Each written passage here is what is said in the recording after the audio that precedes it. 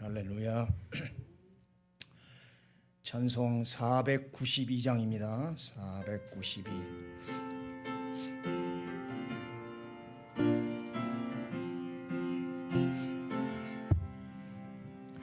잠시 세상에 내가 살면서 항상 찬송 부르다가 날이 저물어 오라 하시면 영광 중에 나가리.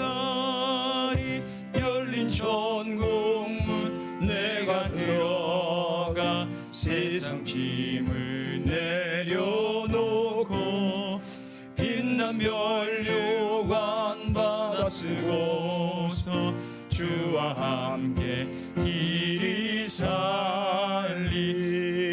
눈물 골짜기 더듬으면서 나의 갈 길 다간 후에 주의 품 안에 내가 안기어 영원토록 살리로다.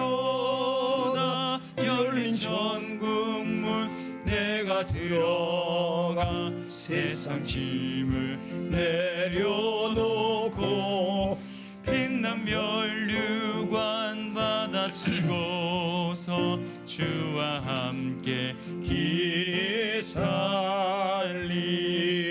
나의 가는 길 멀고 험하며 산은 높고 골은 깊어 고난 나의 몸 쉴 곳 없어도 복된 날이 밝아오리.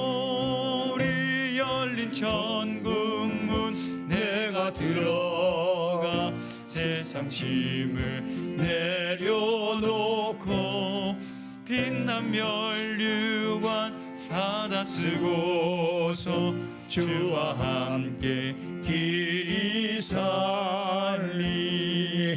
한숨 가시고 죽음 없는 날 사모하며 기다리니 내가 그리던 주를 배울 때 나의 기쁨 넘치리라.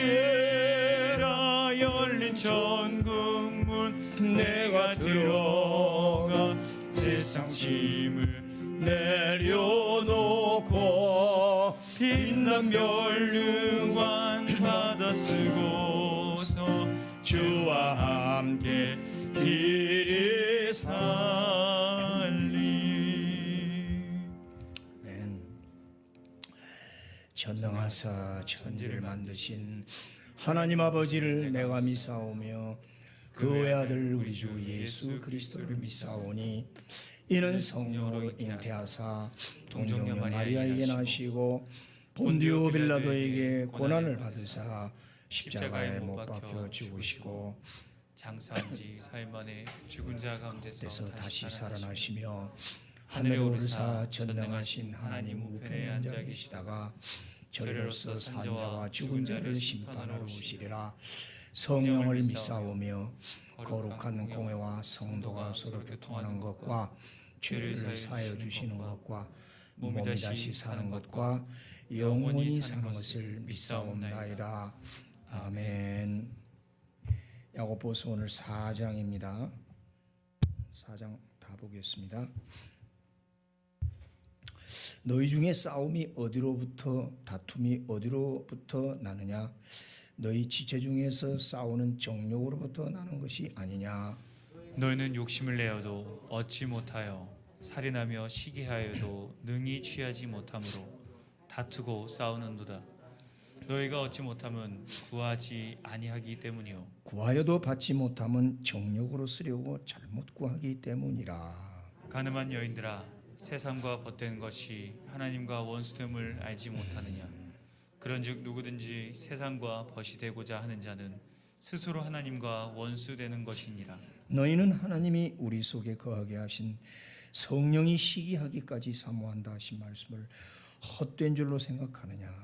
그러나 더욱 큰 은혜를 주시나니 그러므로 일렀으되 하나님이 교만한 자를 물리치시고 겸손한 자에게 은혜를 주신다 하였느니라. 그러즉 너희는 하나님께 복종할지어다 마귀를 대적하라 그리하면 너희를 피하리라. 하나님을 가까이 하라. 그리하면 너희를 가까이 하시리라. 죄인들아 손을 깨끗이 하라. 두 마음을 품은 자들아 마음을 성결하게 하라. 슬퍼하며 애통하며 울지어다 너희 웃음을 애통으로 너희 즐거움을 근심으로 바꿀지어다. 주 앞에서 낮추라. 그리하면 주께서 너희를 높이시리라. 형제들아 서로 비방하지 말라. 형제를 비방하는 자나 형제를 판단하는 자는 곧 율법을 비방하고 율법을 판단하는 것이라. 내가 만일 율법을 판단하면 율법의 준행자가 아니요 재판관이로다. 입법자와 재판관은 오직 한 분이시니 능히 구원하시기도 하시며 멸하기도 하시느니라. 너희는 누구이기에 이웃을 판단하느냐? 들으라 너희 중에 말하기를 오늘이나 내일이나 우리가 어떤 도시에 가서 거기서 1년을 머물며 장사하여 이익을 보리라 하는 자들아. 내일 일을 너희가 알지 못하는도다. 너희 생명이 무엇이냐?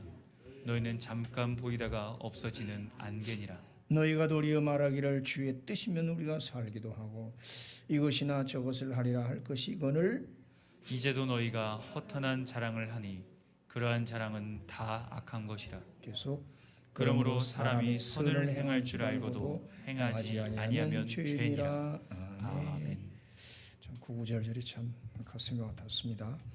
어저께 끝부분에서 위로부터 난 지혜라 그랬어요. 이 지혜가 우리 명철 똑똑하다. 근데 자문하면서 배웠잖아요. 그건 하늘에서 오는 지혜야 된다. 근데 여기 이제 사장이 말하는 건 세상에 속한 지혜를 갖고 있는 사람이 다 많다. 그렇잖아요. 많이 배웠고 IQ가 멋있고 재주가 있고 나는 전문가고. 세상에 속한 지혜는 안 된다. 하늘의 지혜를 가져야 된다. 그 하늘의 지혜 8가지 어저께 얘기했는데 세상 지혜를 가고 세상에 속한 지혜를 갖는 사람들은 싸운다. 왜? 서로 부딪히잖아요.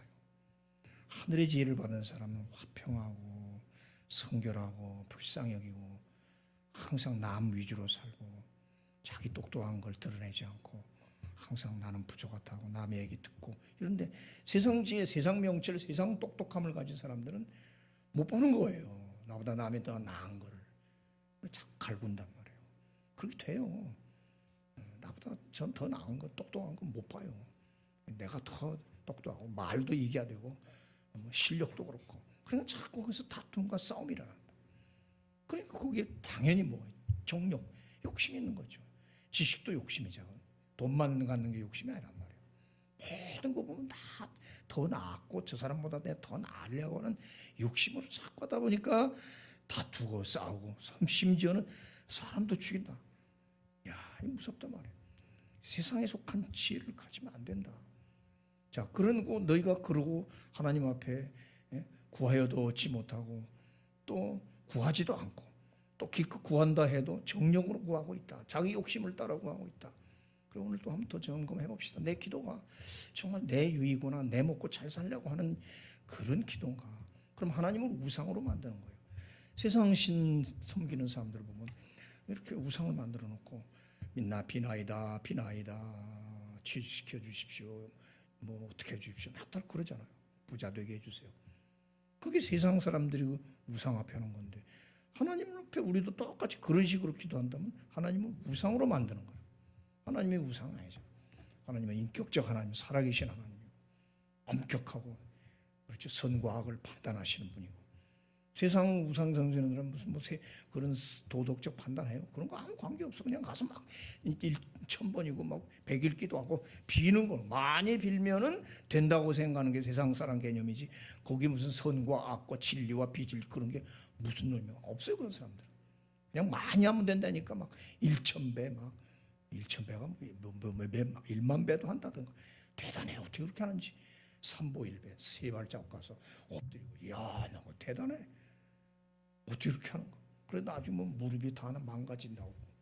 저 티베트라는 데 가면 그러고 다녀요. 막 의지처럼 하고 삼보일배. 그러니까 많이 할수록 뭐가 된다는 그게 이제 그게 우상이란 말이에요. 하나님을 우상으로 만들면 안 돼요.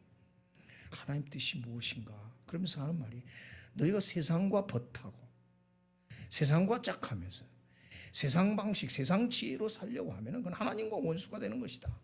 하나님은 얼마나 질투가 많으신지 내 속에 있는 성령이 시기하기까지 사모한다. 하나님의 샘물처럼 성령이 그 안에 가득하게 하셨다고 그랬잖아요. 그렇죠? 나를 믿는 자는 그 배에서 생수의 강, 성령이 철철 넘치게 해서 성령이 계시는데 보니까 나라는 존재가 자꾸 세상과 짝하고 세상 지혜로 다투고 그런 방식으로 정욕으로 사니까 내 속에 있는 성령이 화가 나는 거예요. 시기한단 말이에요. 질투의 하나님. 세상과 짝하는 건 하나님 못 봐요. 절대 못 보세요. 오늘 또 한번 점검합시다. 내가 세상과 혹시 짝하는 거 있지 않을까? 생각에 있어서나 행동에 있어서나 하나님 너무너무 질투가 심하세요. 심지어는 자식 사랑하는 것도 질투하시더라고. 오해하지 마세요. 좀 많이 겪었어요. 자식도 너무 사랑하니까 그게 우상이 되고 하나님이 싫어하시더라고. 손녀 기뻐하는데 손녀 너무 기뻐하는 것도 별로 안 좋아. 야, 우리 하나님 정말 질투 심하시다. 아니 그거 당연한데 인지상정인데 그러니까 이거를 오해하지 마시고 그만큼 하나님은 나만 사랑해달라. 나만 좀 사랑해달라. 사람 사이에서도 그렇잖아요. 둘이 사랑하는데 딴 여자 쳐다보고 딴 남자 쳐다보면 좋아합니까? 심지어는 살인도 하잖아요. 이거 어떻게 되면 좋은 의미에서 스토커야 그냥 막 완전히 하나님 나한테 막 미치듯이 좋아하시는 거야. 근데 내가 딴 데를 눈동 다 돌리고 그러면 어떡하겠어요. 그러니까 하나님은 딴 게 아니에요. 나만 사랑해라. 그럼 나도 너를 가까이 사랑하고 내게 원하는 거 다 주겠다. 그 얘기가 좀 이렇게 표현하는 거죠. 그래서 그렇게 하나님만 사랑하는 사람은 더욱 큰 은혜를 준다. 겸손해라. 하나님께 복종해라. 마귀를 대적하라. 그리하면 피하리라. 계속 그 얘기죠. 하나님을 가까이 하라. 그리하면 너에게 가까이 하시리라. 손을 깨끗이 하라. 그러면 마음을 성결케 하라. 자꾸 희락을 즐기고 세상 그런 데 하지 말고 차라리 눈물을 흘리고 하나님 앞에 겸손히 엎드려서 차라리 울어라.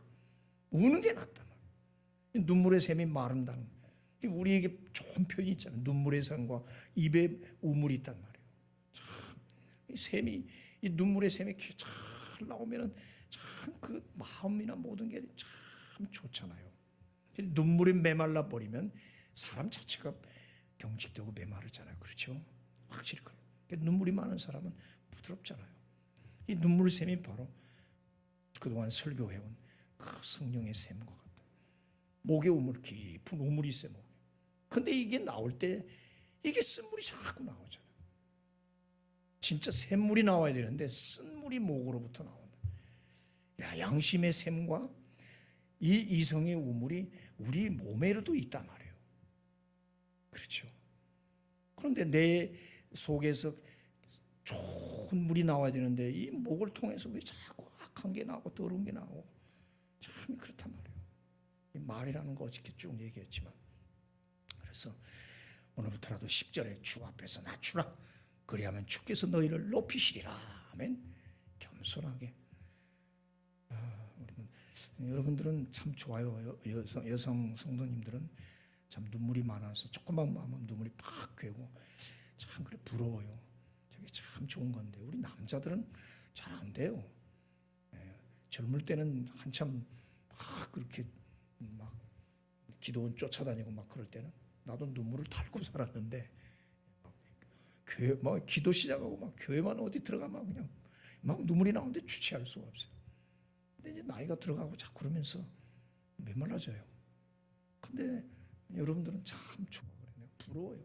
저렇게 울 수 있다는 게 얼마나 좋을까. 하나님은 참 좋아하시거든요. 눈물의 샘, 그렇죠? 보배로운 성령의 샘이라고 많이 흘리는 게 좋습니다. 아멘. 흘리세요. 참 좋아요. 저는 정말 부러워요. 서로 비방하지 말라. 그 다음에 이제 마지막에 13절부터는 들으라. 그렇죠? 들으라. 구약에서 들으라. 쉐마 들으라. 오늘이나 내일이나 어떤 도시에 가서 1년을 머물며 장사하여 이익을 보리라. 우리 다 교회 가잖아요. 이렇게 장사하고 이렇게 사업하고 다 계획이 있다고. 그걸 뭘 하는 게 아니잖아요. 그게 왜 나빠요? 그런데 이제 문제는 하나님 없이 내 방법대로, 그렇죠? 내 방법대로 그렇게 해서 그렇게 얻은들 그 무슨 의미가 있는가? 그래서 우리가 잘 아는 말, 너희 생명이 무엇이냐? 너희는 잠깐 보이다가 없어지는 안개니라. 그렇잖아요. 안개와 같은 인생, 들의 풀 같은 인생. 나의 이 아름다운 꽃도, 이 아름다운 꽃도 화무 시비로 풀이 말아버리면 꽃도 떨어져 버리는 거죠. 꽃이 무슨 의미가 있어요? 뿌리와 풀 자체가 그것이 건강해요. 꽃도 아름답죠. 그러니까 우리의 뿌리는 뭐예요? 영혼이란 말이에요. 깊은 샘. 영혼이 메말라 버리니까 내 화려한 아름다운 옷, 비단 옷, 좋은 집, 이 좋은 이 부귀영화가 꽃처럼 확 시들어 버릴 수밖에 없다. 지금 장사하고 이익 보는 게 잘못이 절대 아니잖아요.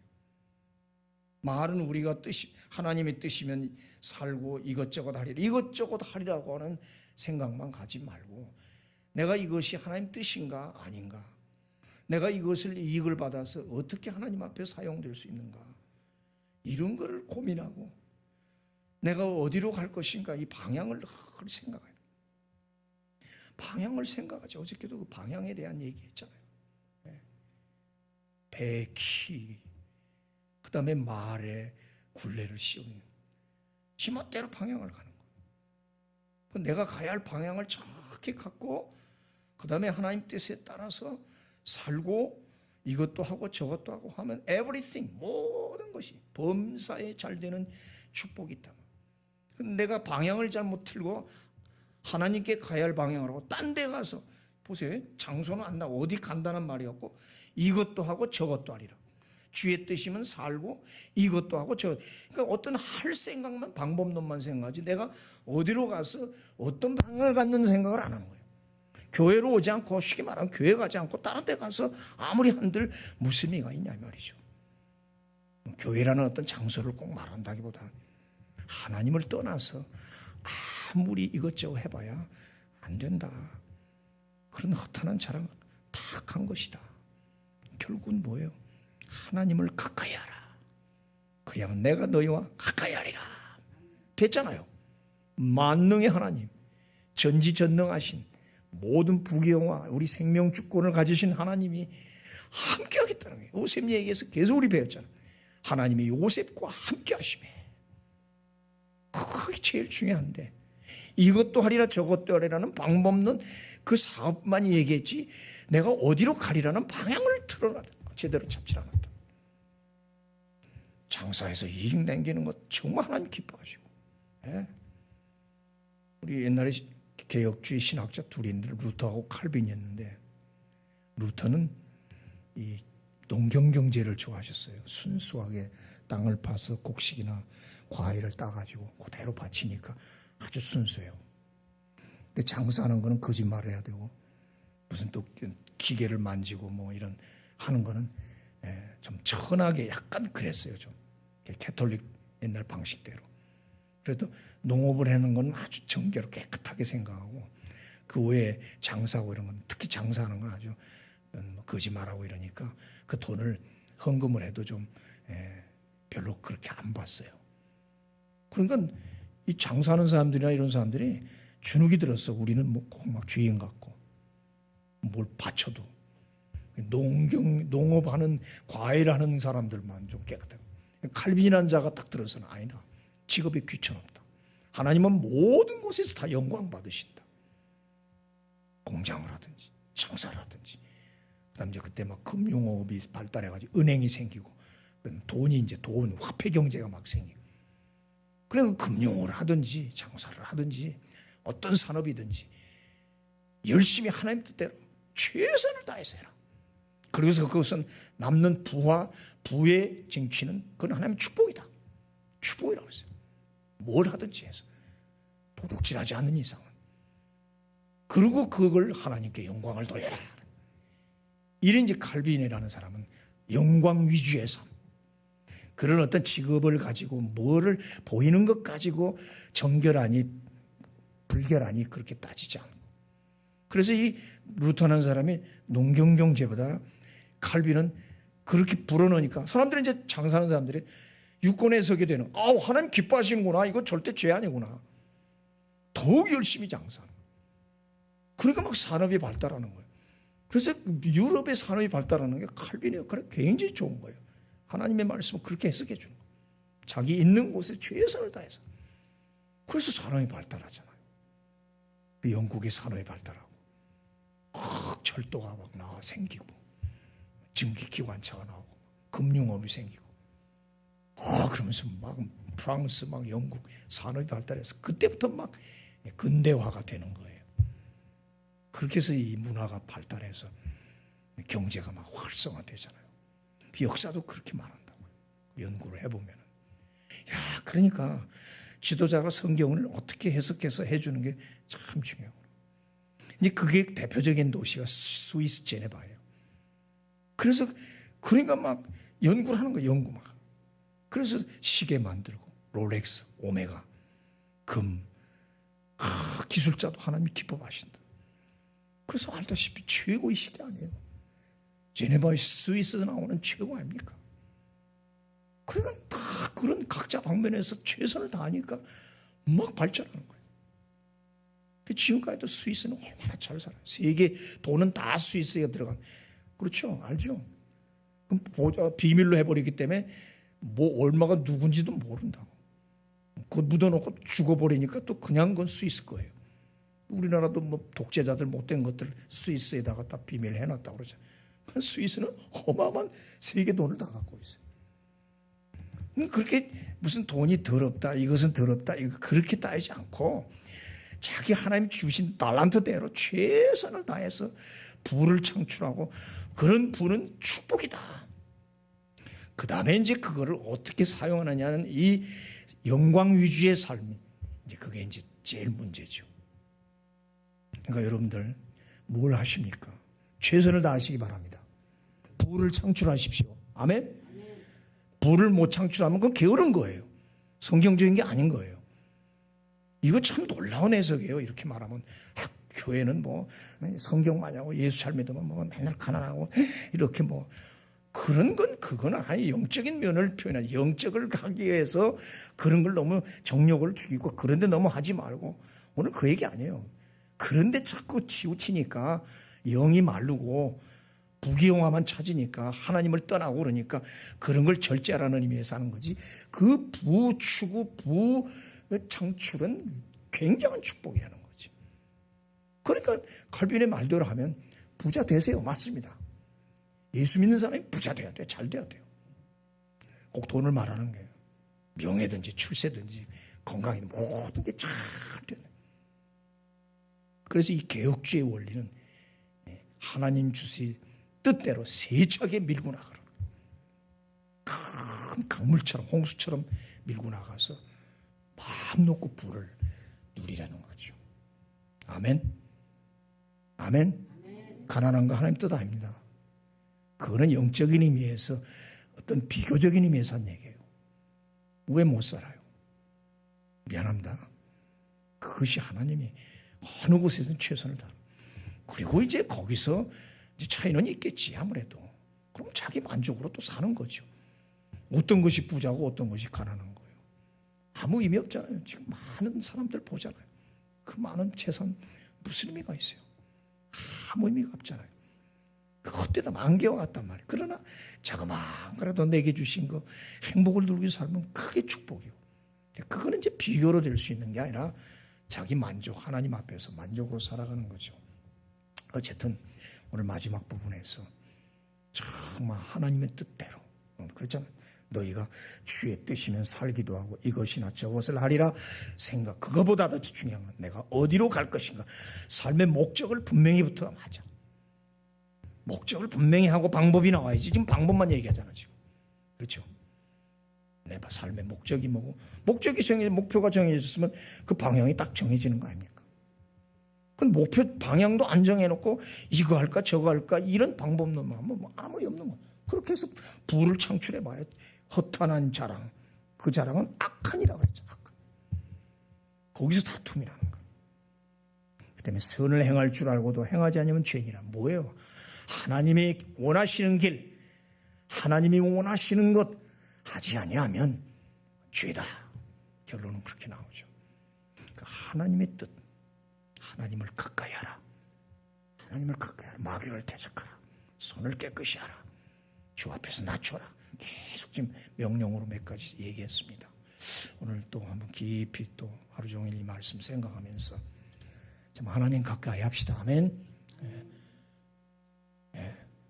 예수 믿는 사람 다 잘 될 수밖에 없어요.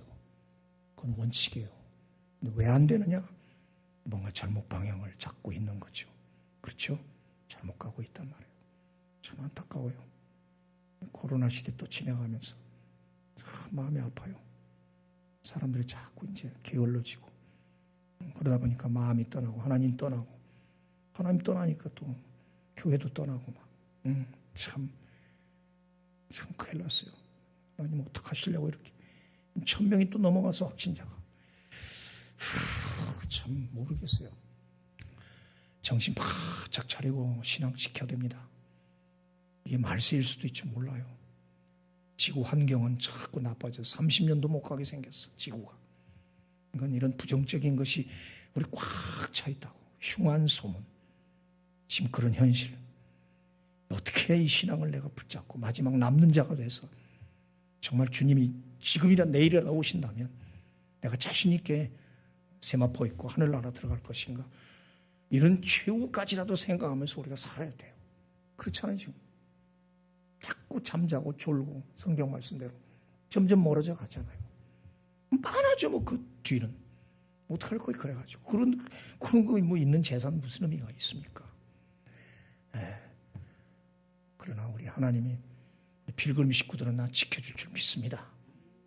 저도 아주 간절히 기도하고 있습니다. 저는 요새 홍해 앞에서는 모세의 심정으로 살고 있어요. 뒤에는 애국군이 쫓아오고 앞에는 시퍼런 바다가 출렁이고 나는 깜깜하고 그리고 나를 쫓아오던 백성들은 다그치고 어떻게 다른 길을 좀 찾아봅시다. 어떻게 이렇게 멍하니 바닷가에 서서 저 애국군 쫓아오는데 이러고 앉아있냐고. 다른 데로 갑시다. 방향을 틉시다. 아니 그냥 애국으로 다시 돌아갑시다. 손 들고. 절박한 심정이죠. 새벽에 나오시는 여러분은 또 같이 그 절박한 심정으로 내가 홍해 앞에 선 모세의 심정이다. 참 그래요.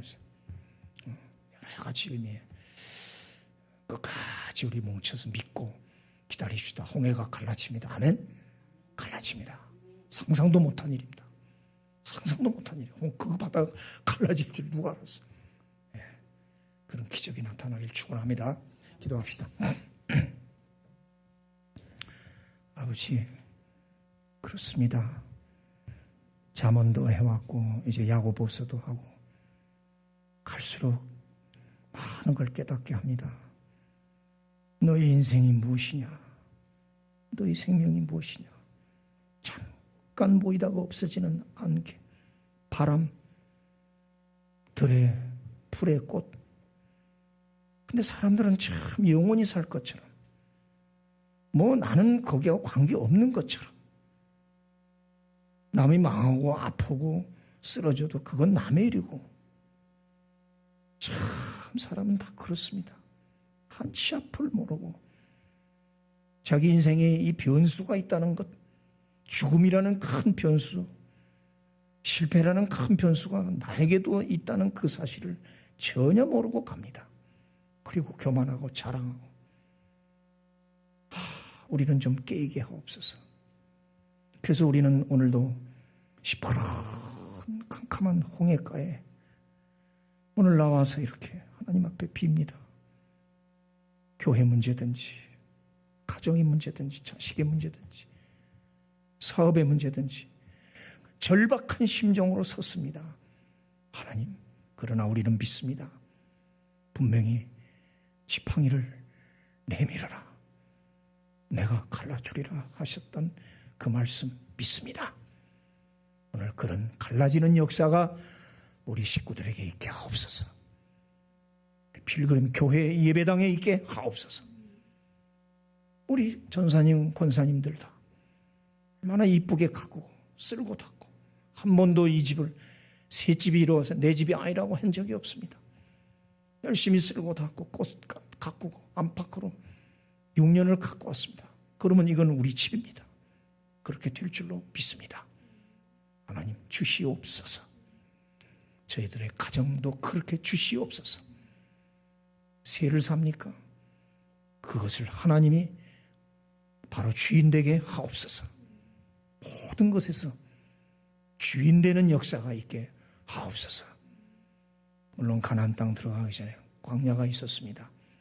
원망 불평하지 말고 끝까지 참고 인내하며 마지막 남은 자로 가나안 땅을 차지하는 우리 모든 필그림 식구 되게 하시고 중간에 탈락하고 죽고 지진으로 그렇게 가는 그런 어리석은 자들 하나도 없도록 하나님 지켜 주옵소서.